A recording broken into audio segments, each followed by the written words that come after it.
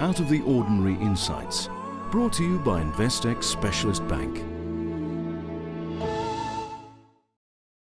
You're watching Captains of Industry. I'm chatting to Shameel Joosub, the CEO of Vodacom.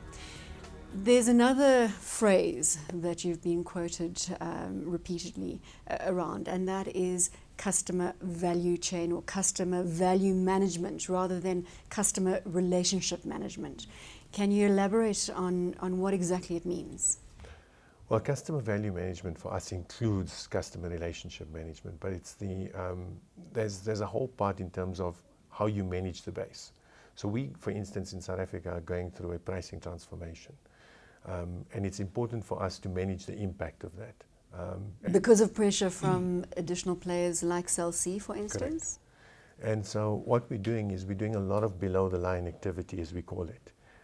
Basically putting what we call private offers to our customers. So it also makes it more difficult for your competition to respond when they don't know what you're doing. So, you know, it's a personalized offer per customer that we can put out there. So that's the one side of it. The second part is, so for instance, if you know someone's recharging for 10 Rand every week, you offer him 20 Rand and you give him 50% more.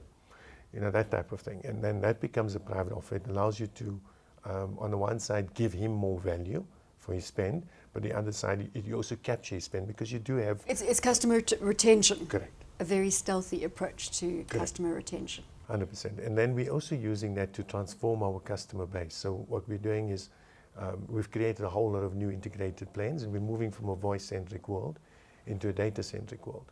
But you want a plan where customers move to so that we can make sure that the customers end up with the right plan. And so you use customer value management to address that. And then obviously your retention programs form part of it, your loyalty programs form part of it. And so that's evolving all the time. There's an interesting dynamic, and it must hit you every day, that Alan, not Craig, who I'm assuming must have mentored you in some capacity, is right there as one of your competitors. Does that worry you? Or do you just see it as the best challenge that you could possibly be presented with? I see it as a challenge. I mean, we worked very closely for many years. Alan, what was your relationship like? So, you know, it was really good because it was Alan who gave me the opportunities. I don't think there were many people who would have appointed a 26-year-old as the MD at the time. But, you know, that doesn't worry me from the perspective now. It's a good sparring partner, you know. And, you know, I think I also played a big role in terms of the success that we achieved in Vodacom, having managed the operations for so many years. So one feels very confident in oneself in terms of, and in my team, in being able to deliver the results. Is this just the start of the price wars? I mean, consumers are smiling broadly, businesses are smiling broadly. So, I think I think Alan's acted as a catalyst for what we needed to do anyway. And I think it's important for us to be implementing our own strategy. So what we're doing is creating our own pricing transformation, regardless of what competition is doing. You know, by ensuring that, for instance, moving from the voice-centric world that I was talking to, into integrated plans that have voice, SMS, and data incorporated into one. And so basically what we're doing is saying we need to give more value to our customers. So if a customer was spending 300 Rand before, in the new world, then you spend 300 Rand still, but give him a lot more minutes, megas, and SMS for the same spend. And make sure that he's on the right plan and so on. So what we're doing is really evolving the way we're doing business. Moving from a mass market approach to more segmented approach, but also making sure that, you know, we're giving a lot more value and there's more advantages and benefits of being part of Vodacom, more so than just price. The future, when it comes to telecommunications, you've mentioned video on demand. You haven't discounted the fact that you may partner with a television platform down the line, and I see a pay TV like a DSTV. Is that in your short-term thinking? So, you know, I think where we are from a short-term thinking perspective is making sure first that we build the networks that can carry it, so that we have the best video experience, the best data experience. At the same time, that presents you with an opportunity because you have the customer base to present it to the customer in a particular way. So, you know, having a portal where different TV stations could basically have their product available, and we're really providing the connectivity and the billing mechanism and so on to customers, I think could be very beneficial. So there is, I'd say there's an opportunity to unlock the value both from a presenting of content perspective, and that could mean partnering with some of the existing players that are out there and maybe introducing some new ones into the market, but at the same time making sure that there's a clear network advantage. And that's why I'm quite passionate about investing in the network, because you know, we about 4 years ago, before I left for Spain, we started building out what we call the 4G network, or readying ourselves for LTE and 4G. And today, you know, 76% of the networks are already swapped to the latest technology. We've already got 66% of our network on fiber or high-speed transmission. So our ability to switch on or utilize 4G or transmission and to really take broadband access into every home is very much achievable in the short term. And I believe that's what you are working with the South African government, specifically President Jacob Zuma. By 2020, you want mobile into every home in South Africa? Correct. And I think that presents us with opportunity. We can deliver it way before 2020. The missing ingredient is the spectrum. So, you know, we're preparing as if it's going to happen, and really making sure that, you know, we can create as a clear advantage and really putting the investment in. What's your relationship like with the regulators in this space? I think we work very well with the regulators, and we're looking forward to working with our new minister. Do you have the clarity that you need? So I think we need clarity on spectrum. We're not there yet. And we're really in need of spectrum. And then there's certain challenges that I think we face as a country. For instance, you know, the whole migration of broadcasting off the 800 megahertz range is extremely important, specifically to clear its way for 4G. So this is the spectrum that's being utilized globally. It gives you better indoor coverage and so on. So this spectrum needs to be cleaned up. My concern is that we've not started the journey yet. Shameel, Vodacom, Vodafone, blue to red, the change has been made. Is it just a matter of time before Vodacom disappears as a brand and you are Vodafone across the world?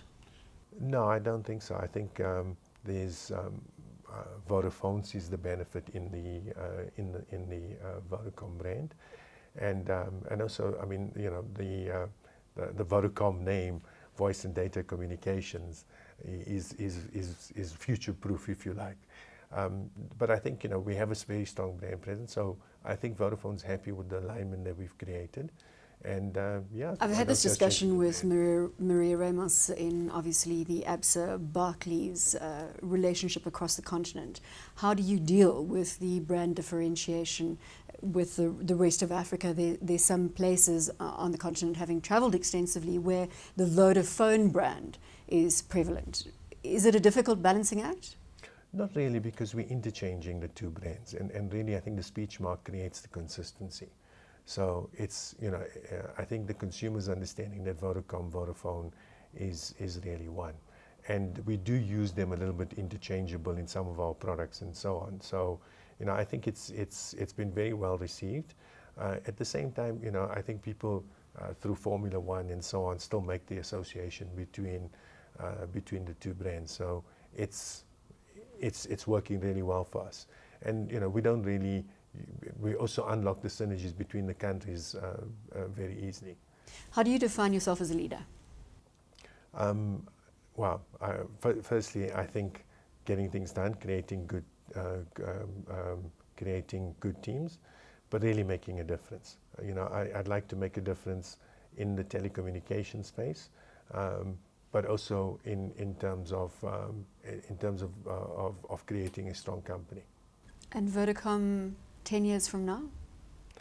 I think Vodacom 10 years from now will continue to fly. I hope to see us in many, many more African operations. But I think, you know, I think Vodacom 10 years from now, a fully unified communications company and very big player in terms of data and the way data is going to consume our lives going forward. What's keeping you up at night, if anything, at the moment? Not too much. I sleep quite well, to be honest.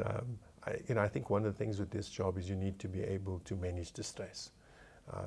So, I take things in my stride and I make sure that I can deal with the different issues. So Give us a little insight into how you manage your stress, because again, there are a number of executives in the same position thinking, please can you give us some guidance on this front?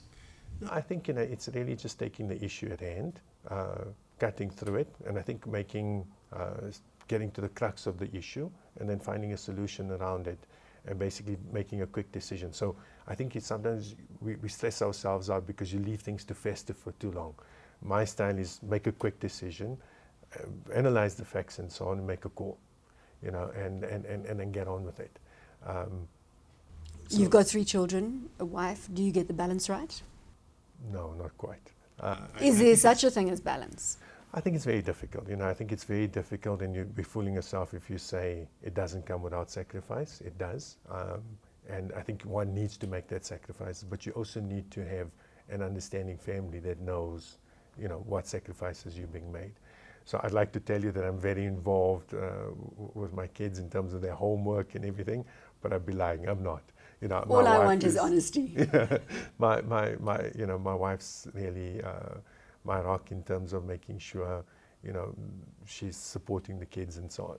What I do try and do is that when I'm there, that I give them the attention. But, in a job like this, it's, you're always on call. So it's not unusual to be having a conference call at 10 o'clock at night and, dealing with some crisis or the other. And then just finally, a word of advice to anyone wanting to fast track their career. I'm not sure if they're going to manage to meet what you've done in the time frame that you've done it. You're 41, you're at the helm of Vodacom. But just a word of advice to those who want to fast track their careers. So my advice would be, if you're given X, make sure that you deliver Y and Z. So make it bigger and better than what was ever envisaged. Take license, expand the role, push it to the boundaries. And I think by doing that, and make yourself heard, by doing that, people are going to recognize that you're actually taking the initiative. And nothing comes without hard work. So you have to put in the hours, but at the same time, make sure that you have the right people, because no man is an island. You have to have the support around you, and you have to have the team to be able to deliver.